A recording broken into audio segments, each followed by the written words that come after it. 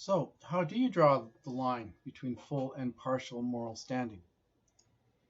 Well, the first suggestion that comes up in the book is look for the beings who are persons. Look for the persons. How are you supposed to do that? Well, you look for beings who possess certain physical or mental capacities, such as self awareness or rationality.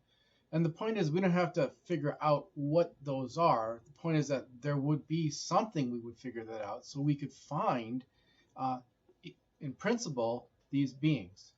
Okay, so I'm using one of the definitions that are you can find in figure 6.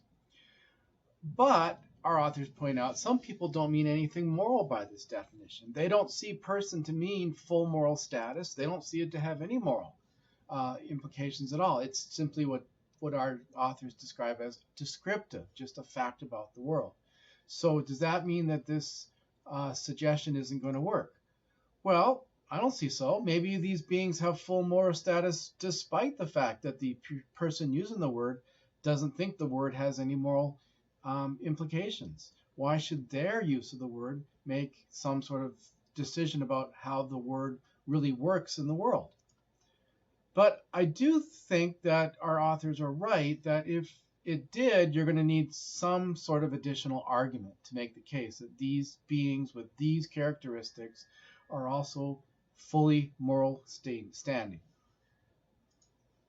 And for that matter, text goes on, just because you find beings that aren't these kinds of persons, for example, late-term fetuses, that doesn't mean they don't have full moral status. So one of the arguments in favor of late-term abortions ends up failing. So, should we abandon the person suggestion? Well, our authors think so. As they say later on, it's pretty hard to do this sort of argument. That it does take additional arguments, but if it's extremely difficult, and when it had been done, they figure it would have been done by now. Okay. So, do you think that?